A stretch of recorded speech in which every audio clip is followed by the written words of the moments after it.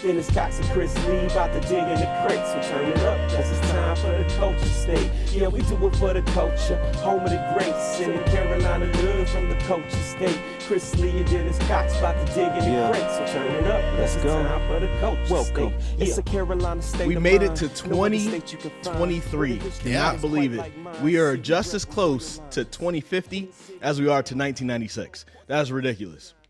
Yeah, I just ruined your day, didn't I? Welcome to Culture State. I'm Chris Lee, being joined by the berry hater, Dennis Jamel Cox. I don't like berries because they're too tart. I just don't like it on my palate. I don't like them. I don't like, not a big fan of blueberries, blackberries, raspberries, strawberries. I'm just not. I don't like them. Oh, what's wrong with the blackberries? No, I'm just playing with you. Anyway, we're still feeling silly in 2023. We just started a new year and you're already trying to get me in trouble. Gosh.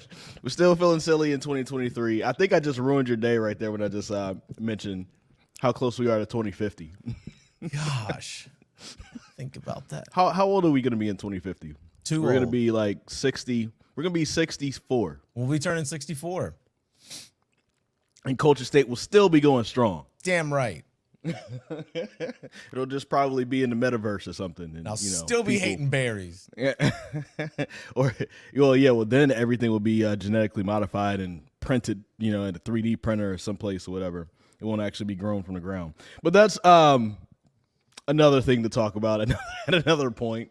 Do you like salmon? Do you eat salmon? I'll do some salmon every once. Your salmon will be printed by then because salmon is going to run out by the year 2050 because of the rate that we're fishing it, which is a good way, reason to go vegan. But what else are we going to talk about when it comes to food? Let's talk about the Carolina Panthers because I could be on this high horse all day. I'm sure you could.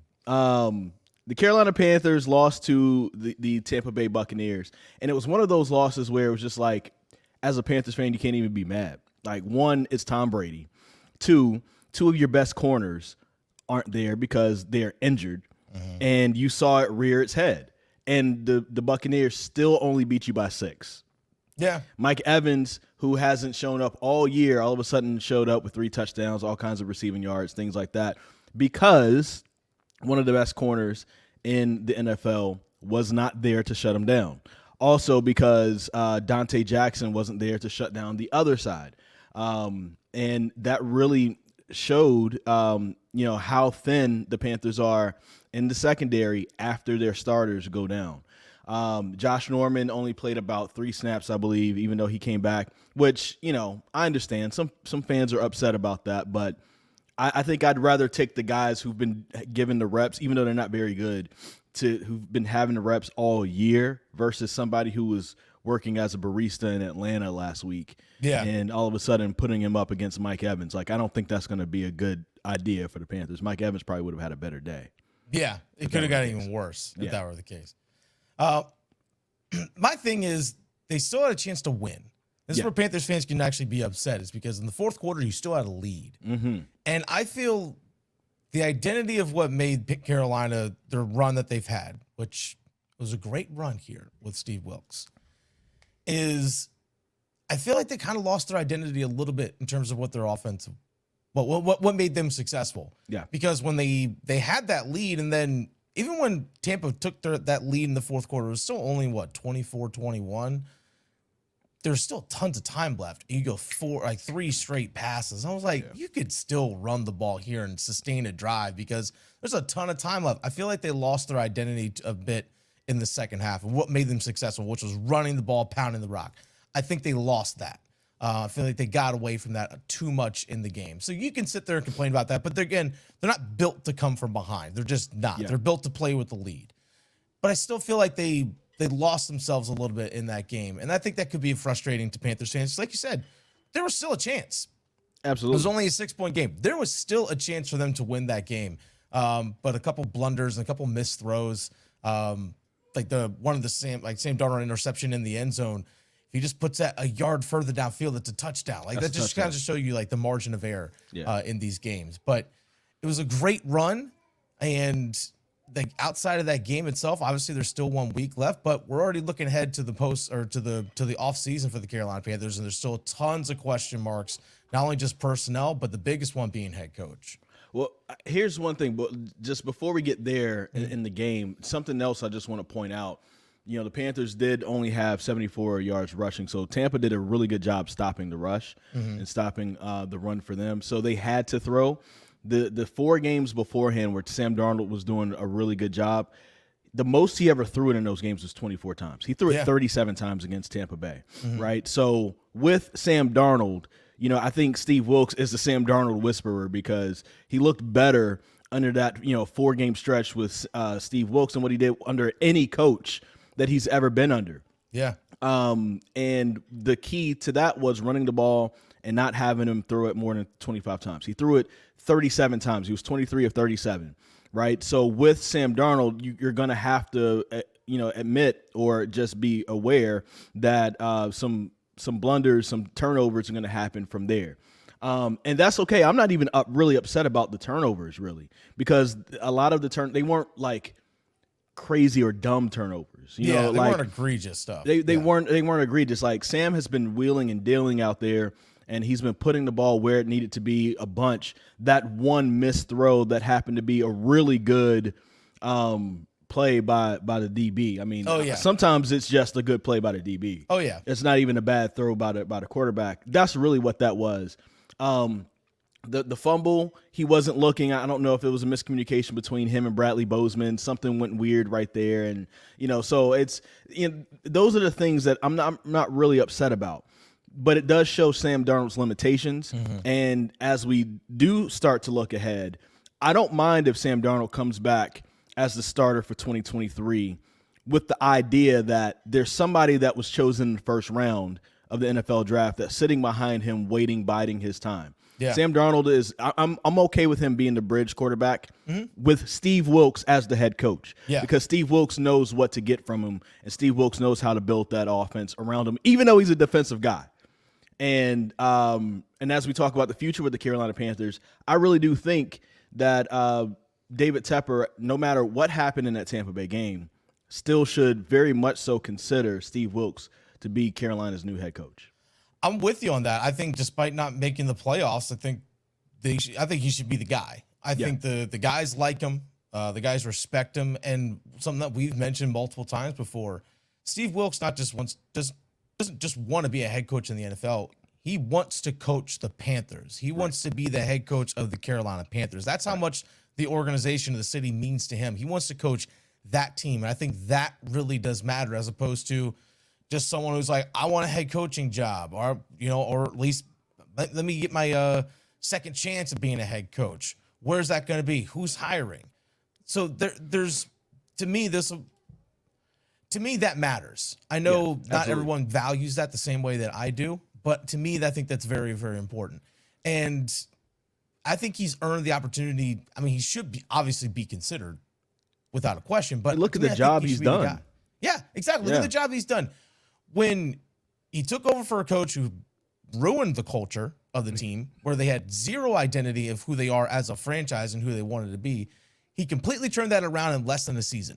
Yeah. In less than a season, with no offseason, he didn't have any decisions regarding the coaching staff as a whole before the season, any of those things. He had zero say in that. Couldn't acquire a bunch of players, a free agency draft, anything like that. Yeah. Team was 1-4 and literally was 6 points away from getting closer to making the playoffs. Yeah.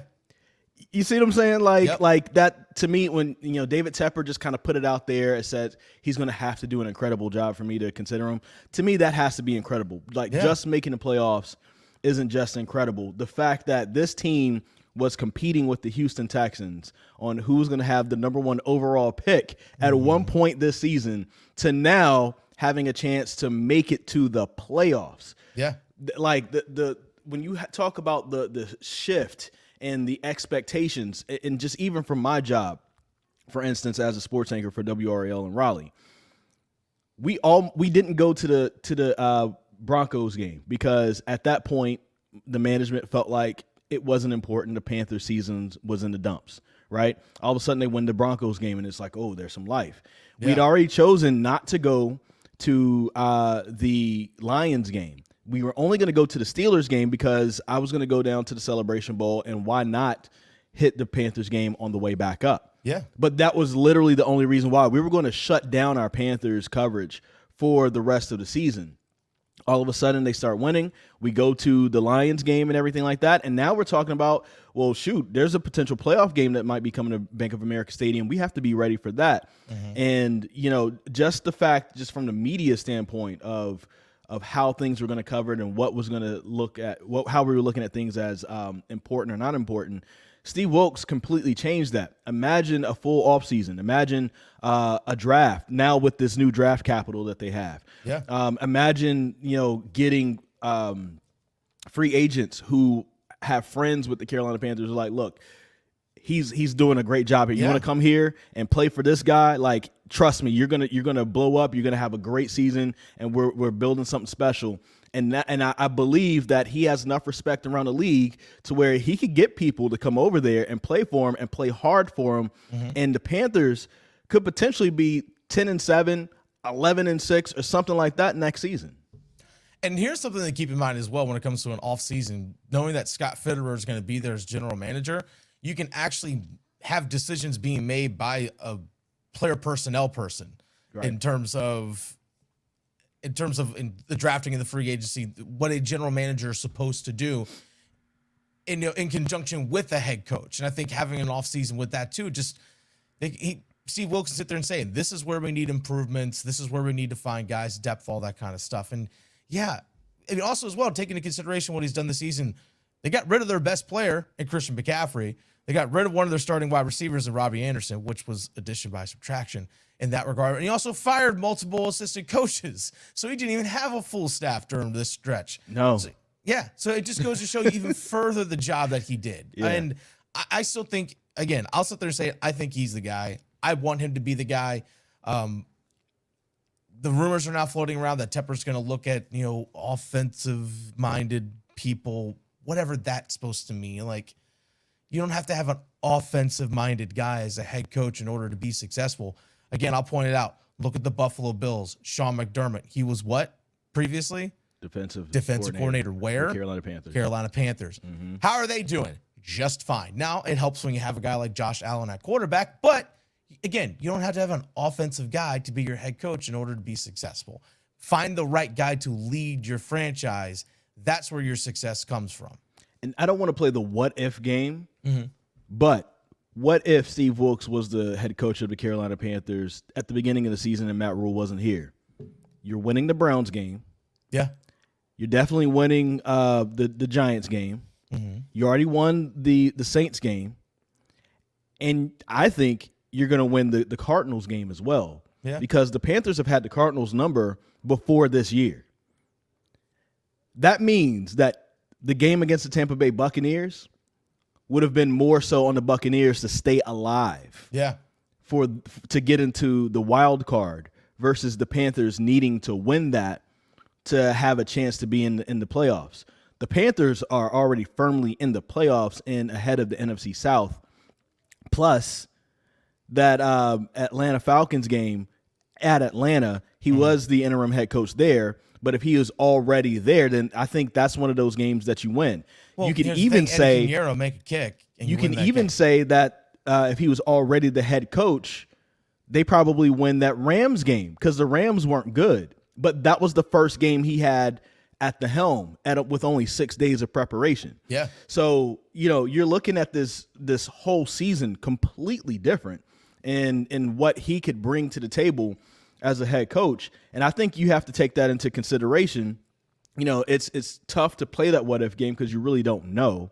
But given the evidence that we have so far, you just got to believe that some of those games he would have been able to win for the Carolina Panthers. I mean, he made chicken soup out of chicken you-know-what. Yeah. Just put it that way. Absolutely. Simple as that. I think he's the guy.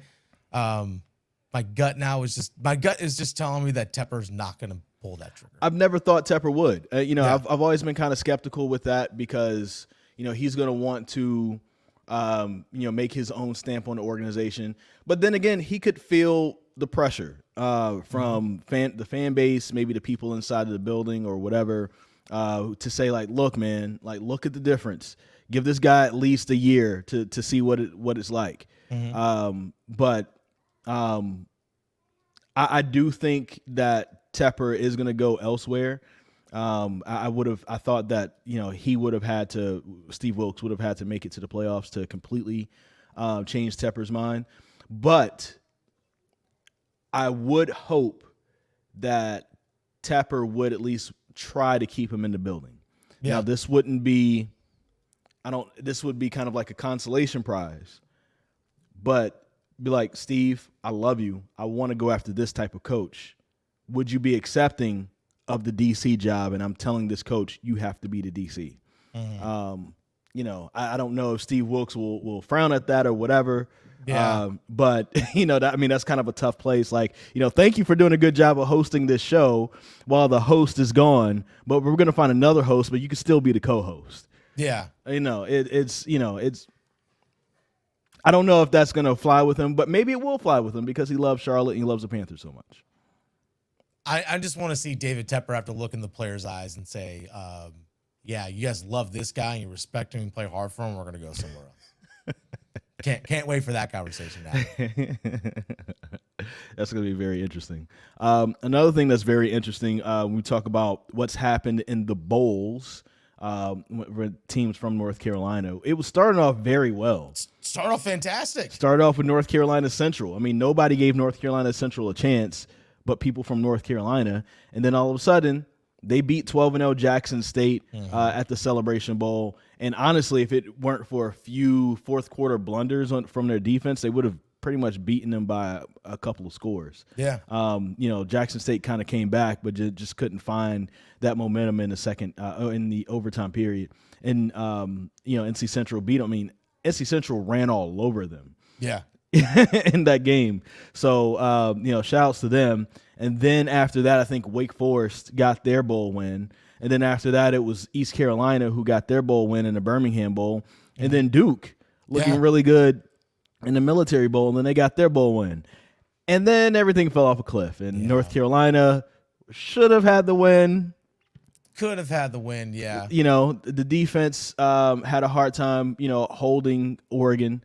I think that game was just a coin flip, really at the end of the day. But, they didn't have it. And then we saw NC State just couldn't muster up any offense at the Mayo Bowl. None whatsoever. No, it's a game. So that means they couldn't catch up. They couldn't muster up the defense at the Mayo Bowl, so they couldn't catch up. Chris, I know you're relishing in your analogies there, I was waiting for you to do it. I was waiting for you to do it. So I'm not going to give you all the love in the world there. I just knew. I was just, you're such a dad and I love it. Such a dad and I love it. But I think with all these bowl games, they're all relative in terms of how you view them in terms of a win or a loss. For example, Duke, for them, 9-win season, like props to them. Hats off. To me, a bowl win was validation to their season. Like, hey, this is us putting the exclamation point on a really good year that no one expected us to have. So to me, the bowl win is different meaning for them. Same with East Carolina, getting to 8 wins. The meaning of that game is a little bit different than, say, for a Carolina that has a bunch of guys in the transfer portal. You're gonna have a bunch of new guys coming in this upcoming season. You're playing against a really, really good Oregon team, a game that, like you said, was a coin flip. To me, a win or a loss in that game really doesn't impact their season in any way, shape, or form. I know you can sit there and say, all right, well, 4 straight losses to close out the season. I get it. But again, bowl games are different because you have guys on your coaching staff are gone. Like, their offensive coordinator is gone. You have also other assistants that are leaving for other opportunities as well. You have guys that are in the transfer portal or not playing or sitting out. Like, Josh Downs is going to the NFL, so he's not playing. So the personnel for your bowl game can be completely different. For example, you can have teams roll in with seven coaches and like 50 players into a bowl game because coaches leaving, transfer portal, NFL, whatever it might be, injuries. So your team is completely different oftentimes in a bowl game than it was during the regular season. So again, I don't put too much stock into bowl games, but again, it's all relative to the program and what their goal is in these bowls. Let me ask you this though. It's you used to play football at the D3 level, and lacrosse. Don't forget. And lacrosse, but we're talking about football for right now. And I know that you didn't get a chance to play in a bowl like this, but the difference in a team that has opt-outs versus the teams that don't have opt-outs. I just want to what do you feel like that difference is? Because Duke, no opt-outs, and everybody who's eligible to come back next year is coming back. People who have ran out of eligibility would like to come back, but they just can't. Guys who could have foregone that extra year of eligibility that COVID gave them decided, you know what, we're staying, we're sticking around. Plus, everybody that committed to Mike Elko before he even coached a game at Duke still stuck around. Nobody flipped commitments. Nobody's going anywhere else. He still signed all 26 guys. Very interesting dynamic. Versus North Carolina, lost a bunch of people to the portal. People are transferring. There's guys who opted out who could have played in the bowl, maybe up their stock a little bit. I mean, imagine Josh Downs and Drake May, playing together on the national stage, Holiday Bowl, right there, national television, primetime spot in front of a bunch of people. Imagine the difference that would have made. But for Josh Downs, he figured it's better for his draft stock to not do it. I don't blame him. I think that's it's interesting. Like why is that difference there between different teams? NC State mostly had opt-ins, had a couple of opt-outs, not a lot, but had a few. And of course, you expected Devin Leary to go elsewhere, so I'm not even surprised at that. But didn't have a lot of the movement that Carolina had, so they were kind of like in the middle of Duke and Carolina when it came to that. Very interesting. What is your take on all that and why some of that is happening for certain teams and not for others? So again, being the D3 athlete that I was, you still get a lot of turnover because a lot of guys have expectations of coming in, and depending on what coaches told them or just what people outside of the team are telling them in terms of how great they are, that, oh, you're going to play right away, you're going to star, blah, blah, blah. So some guys are having that expectation that they're going to come in and be that guy right away.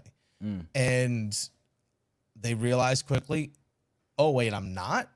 And they want to, or maybe it's just not the situation that they expected when they were recruiting and they committed to go somewhere. So they want to go somewhere where they can either A, play, or B, play in a system where they feel like they can actually be their best. Like, for example, if you're a wide receiver, why do you want to play like in a wing T offense? You're not going to really catch a lot of passes. But you get out in a spread offense, oh, okay, I'm going to get the ball a lot. So it's just kind of things like that. Okay, maybe the system or stuff that just doesn't fit like I thought it was going to. So there's a myriad of reasons. But I think also as well is that athletes know that your days of playing, the number of games that you can play is finite. Even guys who are really, really great college players, that, okay, I might have a chance at the NFL, but a lot of guys sit there and know that there's only so many games I can play. Like the sport retires you. You don't retire from the sport. Like for lacrosse, for me in college, I really went from 1 second being a college athlete to former college athlete in the span of 1 second. Yeah. So I want to go to a place where I can play and compete and get the most out of those finite number of days that I can play. Because if you look at in college football, if you play 4 years, you play 12 games, it's 48 games. Let's say you have a couple bowl games, let's say 50. 50 days out of your life, you get to put on a college uniform. 50 days. That's it. Out of your whole life, you get to put on a college uniform. For me, for lacrosse, it was 54. That's how many games I got to play in terms of scrimmages and playing against someone else in a college uniform. 54. That's it. I wanted to maximize those 54 days as much as possible. Yeah. And you got to factor in, you never know if you're going to get injured or you got to miss a game, whatever it is. You want to maximize those. I don't want to stand on the sideline for one of those 50 days. I want to play. That's a great point. And I was going to bring up for Duke, I kind of feel like somebody like Dwayne Carter, for instance, who decided to stick around. He was more so a Cutcliffe guy. Elko came, and probably Dwayne Carter, just to be real, if he would have transferred, probably wouldn't have been able to land on another FBS or Power 5 team. but he was at Duke. And then all of a sudden he comes here and, he stays under Mike Elko, and Mike Elko puts him in position to look really good. He had a really good season. Yeah. Had a really good bowl year too, and really started to jump off the page, decides to come back. And now you're looking at, this is a guy that could potentially have a chance at the NFL. Yeah. That more than likely would have been done with football. As you were saying, he would have been done. He would have had his 54 games, and it would have been over with after this year, and that's it. Good luck on the next part of your life. You have a Duke, certificate, so you're going to be fine no matter what you do.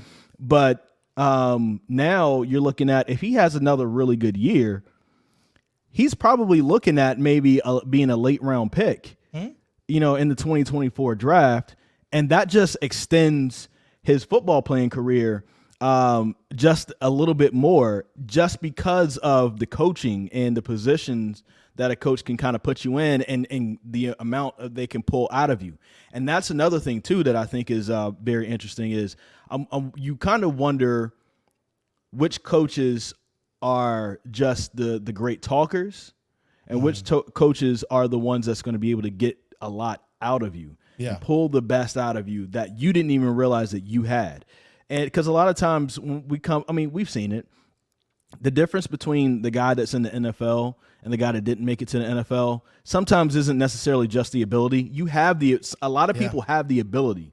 It's not even just the ability. It's here, and it's the work ethic. Yeah. And sometimes it's also who was your setup in high school that taught you that work ethic. Who did you play under in college that taught you that work ethic and was able to bring the most out of you? And I think that's why you see certain people from certain positions always coming from certain programs. You're going to get a DB. I'm going to look down at LSU because they have lots of DBs, and even and right now, wide receiver at LSU is a good place to look at. Well, man, wide receiver from Alabama. Yeah, and so and I'm starting to wonder if that's going to be the case at Duke over the next few years, or as long as Mike Elko decides to stick around, because he is doing a good job and he's pulling the most out of these kids. And people who watched practices before, they said it's completely different. Like, Cutcliffe was more of a laid back, come on guys, we can do better than that type of coach, versus Elko, father figure, but he's going to light you up. Hey, what are you doing? Do it again. We're not, it's going to be like, it's completely different vibe. And he's pulling something out. Nobody was talking about Riley Leonard as a potential NFL quarterback. No. Now they're saying, shoot, if he has another good year, we could be talking about him with Drake May and all that. He could be a second or third round pick next year. Yeah. And so that's the interesting part, where it's just like a change in coach completely can change somebody's trajectory. I know I went to the game when they played against A&T this year. It was at Wallace Wade, and it was just everything felt completely different. Yeah. Everything felt completely different from just the energy in the stadium, just how everyone was reacting on the sideline, just the way that Duke played. It was a far cry from what it was. And again, Cutcliffe took it to the farthest level that he could, and he did a fantastic job turning that program around. Absolutely. All right, we got to take it to the next place. And Elko is clearly showing that he's the guy. Now, to wrap this up, Elko has set a standard now for Duke. Now you have to at least hit that, or at least continue to raise that bar. He set a really high standard in year one. Can he repeat that? Like you said, everyone that's eligible pretty much is coming back, which is awesome. I think that's great. And I kind of just also goes to show you the love and respect that the team has for each other too. Because like, you know what? That guy's grinding and doing what he's supposed to be doing. I'm also going to do it for him too. So that also takes into consideration as well. So yeah, it's Duke is becoming the exception in college football, which is odd to say. It's interesting. It's going to be an interesting year next year to see what happens. We didn't even get a chance to touch on NC State. I just hope that their offense is able to score next year, because like they have the goods on defense. We'll see what happens. I'm going to have another great smoothie, and Dennis is just going to miss out on it. You see him making the stink face. Smoothie. Oh my God. My palate. We thank you guys for watching.